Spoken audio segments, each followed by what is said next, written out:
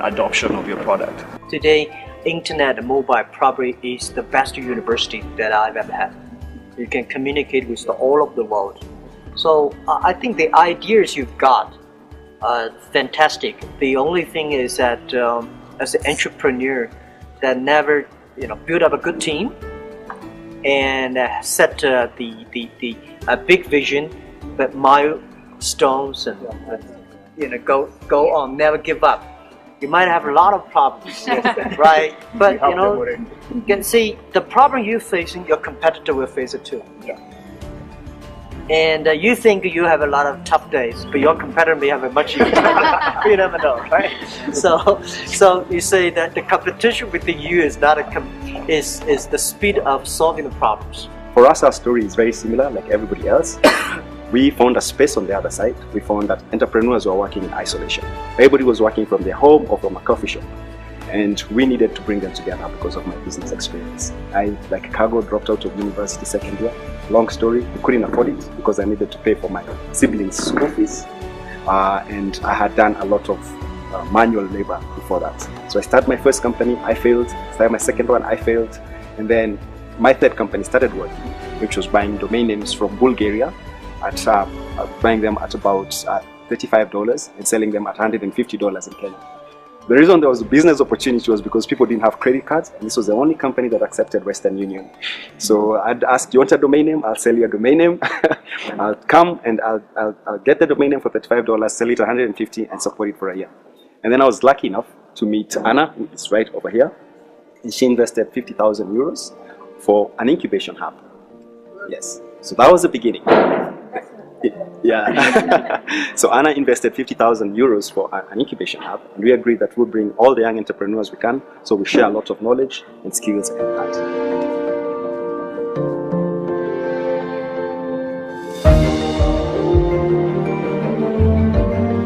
Dr. Mukisa Kitui, these are the young entrepreneurs. Thank you very much. Yes. Ladies and gentlemen, last year, September,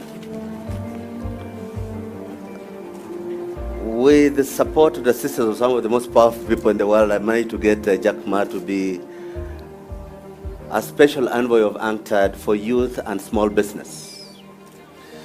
In that act, he becomes the most expensive employee I have ever had,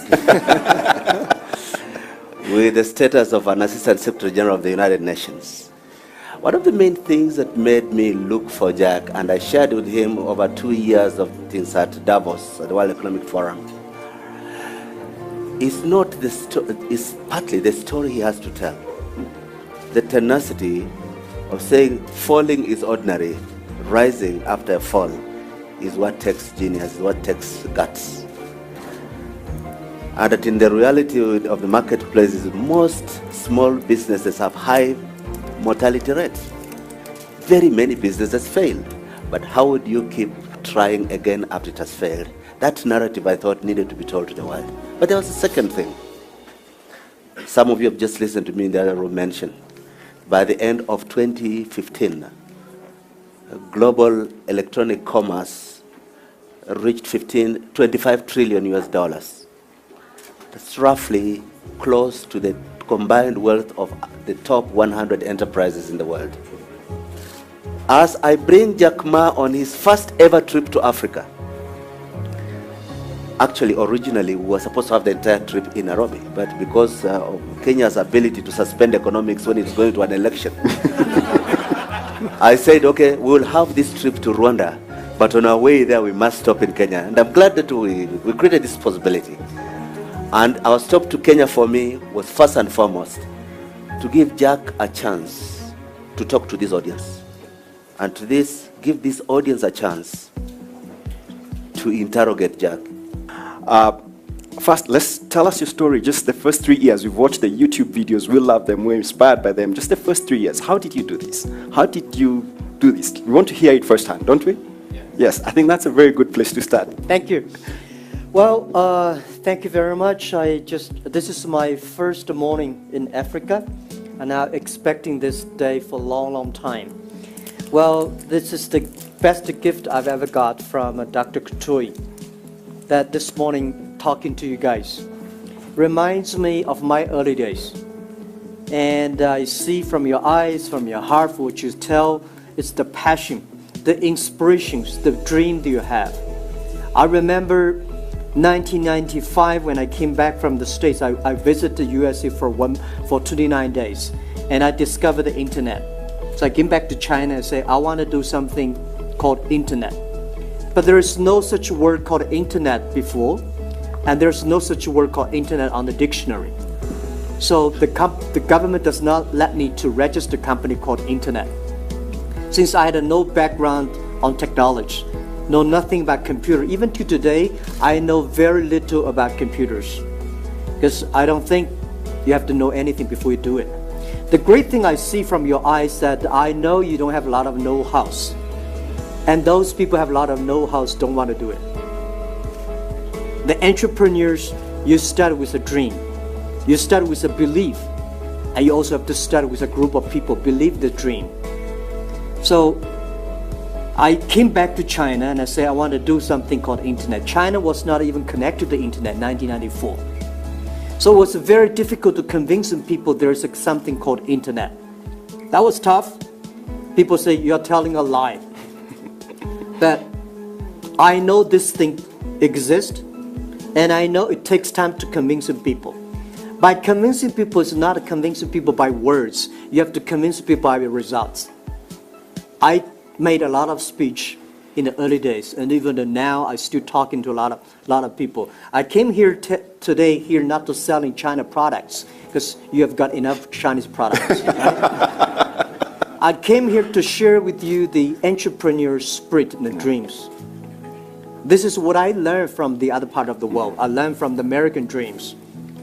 I learned from many other startups in the whole world that the dream, how they do it. I think the very important is that making sure your dream can be realized, making sure your dream makes steps by step every week, every month. And making sure that your employees believe it, making sure your customers are happy. Because if your customer is happy, your employees are happy, the shareholder will be happy. Do not try to spend a lot of time with your shareholders. Spend enough time with your customers. Spend enough time with your employees. And even do not spend a lot of time with competitors, because we are all so early stage. The best way to compete, to fight against your competitor is your customers, is your colleagues. So it was early days was tough. I was the number 7 guy in China connected to the internet. The speed was so slow.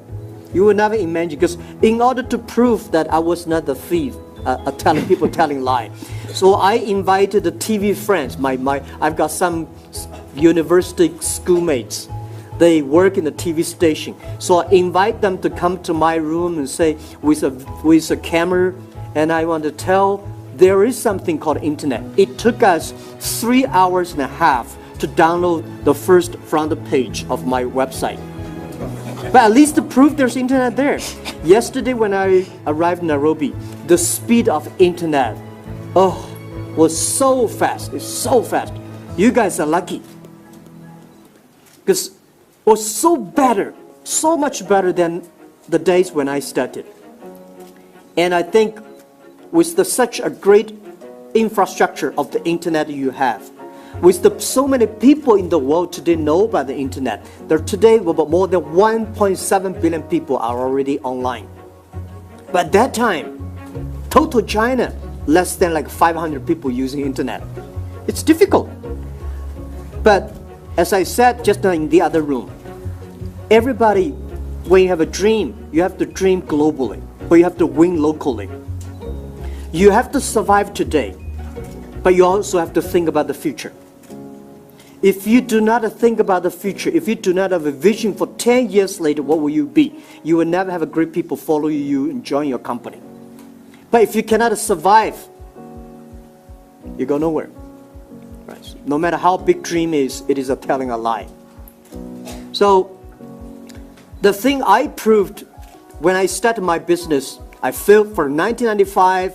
I started the first internet company. Did not work out, so I joined the government for working for 13 months as a part-time contractor. Did not work out. So in 1999, I started my Alibaba.com in my apartment.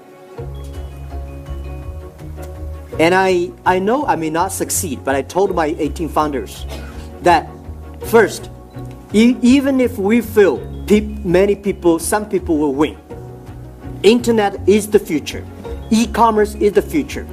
No matter you like it or not, 80% or 90% of business in next 30 years will be online. And no matter what, the best way to serve the world is the internet. So I know that if I cannot make it, somebody will make it. So I continue to make it. And then the second thing I tried to prove is that if Jack Ma can be succeed, 80% of the young people can be successful. We don't have money. We don't have a relationship. I don't have a powerful, rich father, even though we don't have a rich father or uncle that can sponsor us. Everything we do is the 18 founders. We believe the future, we make progress. Even among the 18 founders, we only have 3 engineers. Among the 3 engineers, only one of them had 3 years experience at university, study computer. The other 2, they are like amateur computer. When they open it, they don't know how to fix it.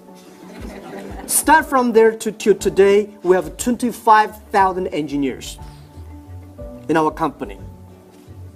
And nobody comes to buy and sell. For the first 2 weeks, terrible. We built an e-commerce company, nobody comes to sell. So we have to list our own products on there, waited for 2 weeks, nobody comes to buy. So we have to buy ourselves. And then the first month, some people come to sell things on our site, we buy everything. So we buy a whole house of rubbish for the whole month. We started, nobody believed e-commerce. Until today, or last year, we sold $550 billion US dollars. From nothing to $550 billion. And I think compared to yesterday was big sales, but compared to 10 years later, we are nothing. So this is what I want to say. The great ideas I heard in the next room inspired me and changed my. You guys are the hope of Africa. And I believe 15 years ago, 18 years in my apartment, I told my team, we are the hope of China.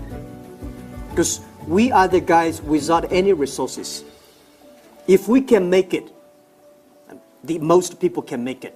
If most people like us, without money, without resources, only with the dream and belief, if we can succeed, China will be successful.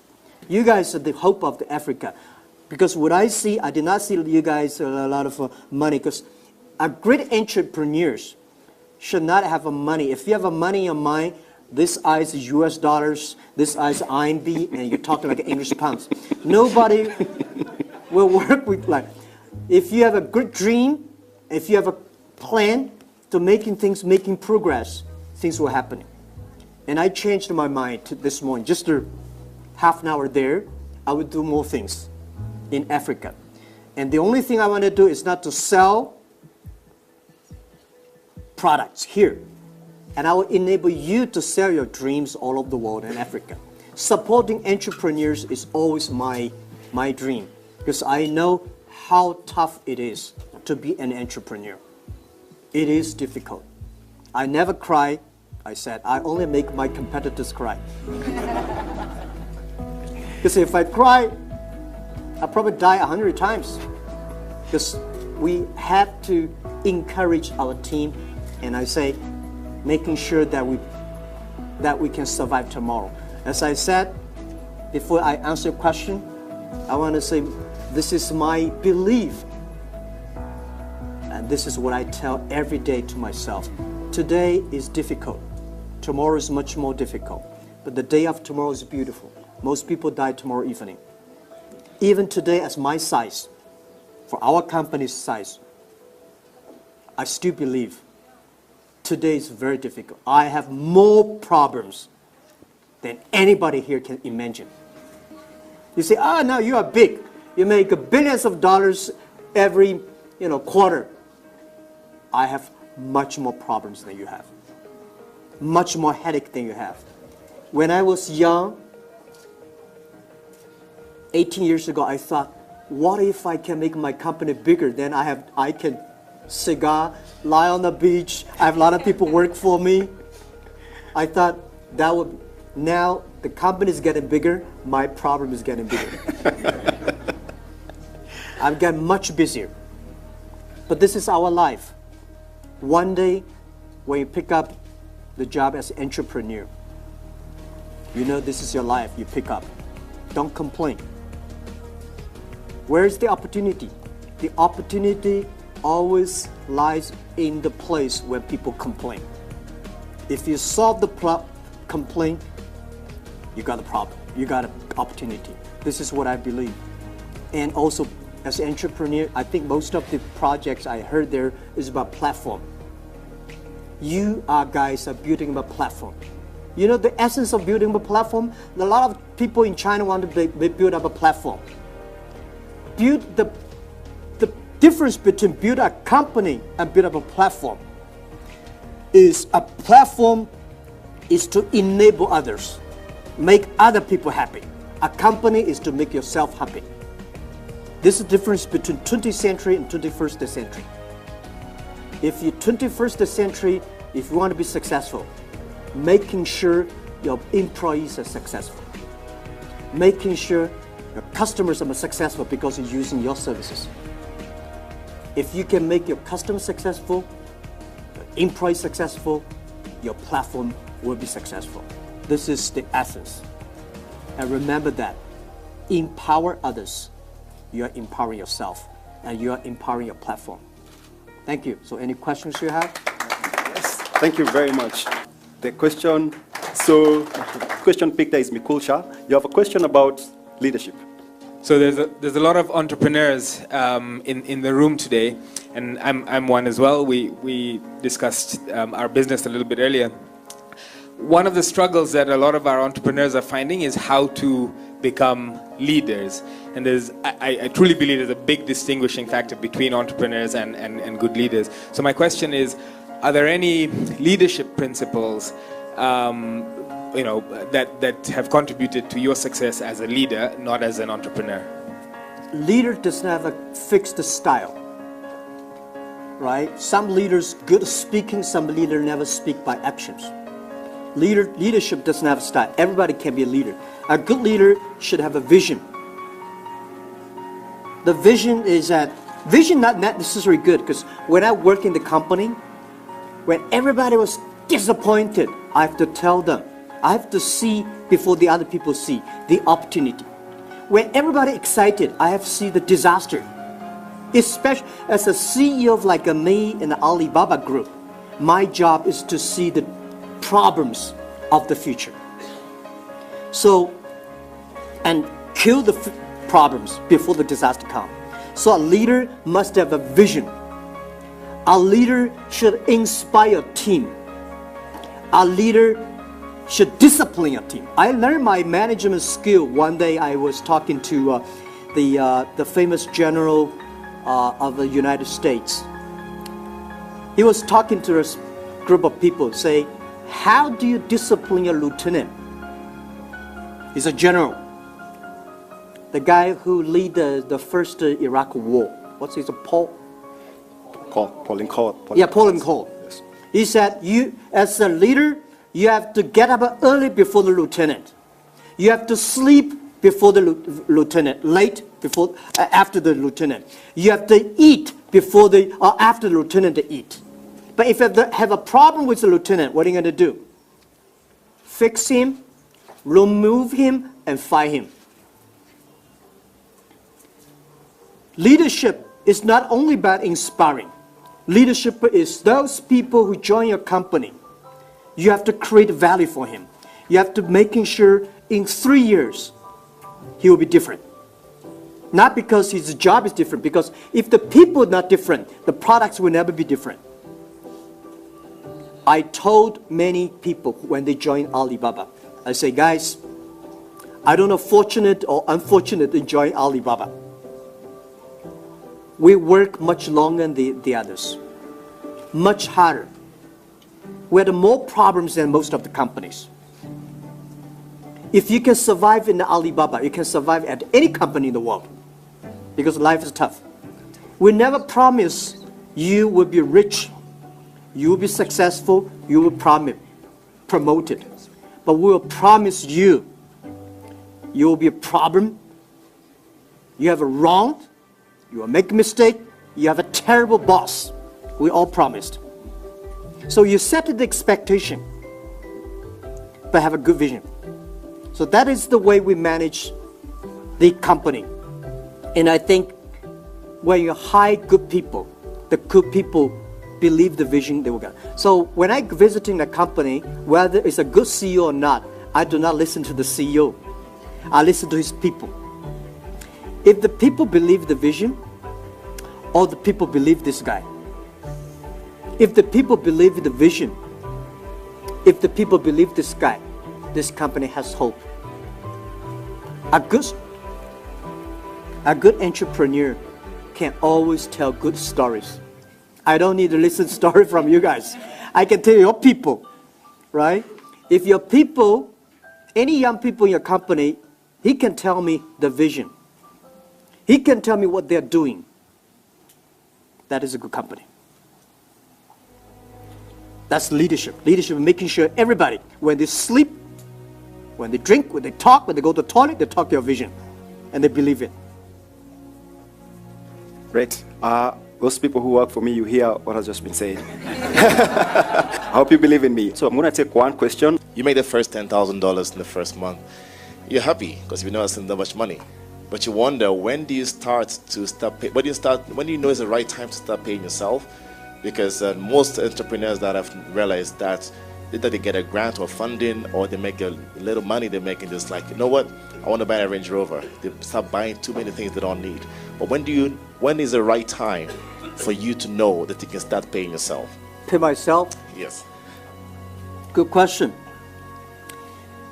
A lot of startups complain that they never get the money from banks, never get the money from the other venture capitalists. Well, rejected by banks, rejected by your venture capital is very normal. You got the money from these guys, not normal. Why people want to help you? Right? There's no reason people help you. You get help because you earn the credit. You earn the reputation. So borrow money from your friends, families. That's the first step. That's everybody. If you cannot even borrow money from your friends and relatives, you guys have a problem. Nobody trusts you, right? So I heard you borrow $2,000, $1,000. That's good. That means you have this trust from those people that around you. At least you got somebody. So that's called the seeding money. Seeding money means you have to grow. The seed is not the money. That money is what? That money is the trust of the seed. You have to use your money very carefully. And then spend the money. I tell you the true story that what I did. 18 founders. I told 18 people the day when we have the first meeting. I say, guys, now put all your money on the table. Nobody is allowed to borrow money from your parents. I don't want to spend their pension. Nobody is allowed to borrow money from friends. That's your saving. No matter how much money you have, put on the table. Keep 10 months job, living expense in your pocket. Because 10 months later, if we cannot raise money or make money, we all go together looking for jobs.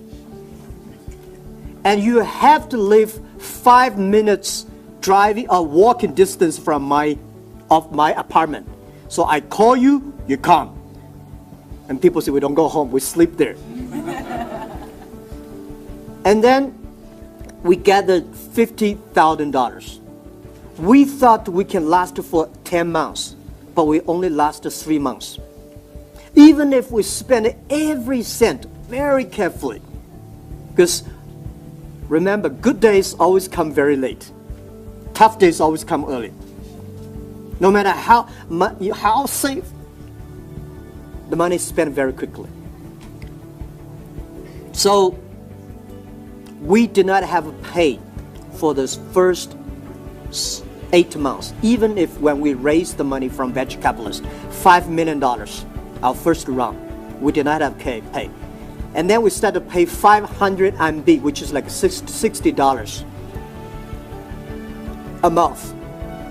$60. My CFO, today he's vice chairman of the company, his pay at that time like $300,000 US pay, annual pay. He joined me and I say, I cannot pay you money. He said, okay, I cannot even pay you 500 RMB for 1 month. He said, okay. So we all agreed for the first year we don't have a pay. When we start to have the pay, we pay the employee first. When we have a raise money, when we have certain money that we think we can survive for 2 years, I told the team, all right, let's start to pay.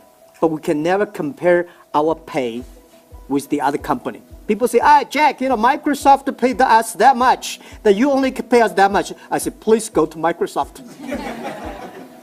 Right? For us, we give options. We give shares. My share in the company early days was close to 60%. Today, my share is only 7%. I give all my shares to the people because my investor did not believe. One of my key investors, he did not believe in giving shares to the colleagues. He said, no, Jack, don't give shares to the colleague, to the employees. I say, I have to say, if you want to give, you give. I don't give. I say, I give. Even if I give my shares, today, I think I don't know how many, what is my stock price yesterday, $150 something. We start from 1 cent. From the first day 1 cent to today, we divided a lot, probably like $500, $800. When I give the 1 cent to many employees, those people love the 1 cent. They are good colleagues. They say, I'm okay with 500 RMB, $50 a month. I love the share options. I want the shares. Those people want the dollars. They don't want options. They are not your people. So I give a lot of shares to people. I remember one day when we want to dissolve USA office in Silicon Valley because we made a mistake, have an office in America. I said, guys, either you bring 2,000 US dollars back or 1 cent for each shares. Everybody say, give me $2,000. Nobody wants Alibaba shares. I know we hide the wrong people. When we're profitable, or close to profitable, we start to give share. If you are profitable without even paying your employees properly, you are not profitable at all. A real business, you should never rely on your colleagues have a tiny. So early days for Alibaba, our pay in our city is below average, but our option is good. And then when we're profitable, we say we should be better, a little bit better than the average pay of our city. Because we don't want, today, even us today, I think Alibaba is the richest company in our city. We can pay them very good, but we still keep we don't want to unbalance the city. We don't want to get every company to hire good people join us. This is the ecosystem. So we encourage our colleagues when they're 5 years old, or when they stay in the 5 years or 10 years, we encourage them to join the other company, even the competitors. Because in this way, that you are getting new fresh into. And those people for 5 years, 10 years, because they are so tight, we're working so hard, that for 5 years in Alibaba is like 15 years in any other company. So we have to let them go. Pay. Think about, before you break even, you have to think for your employees, because they have wife, they have kids, they have family to raise.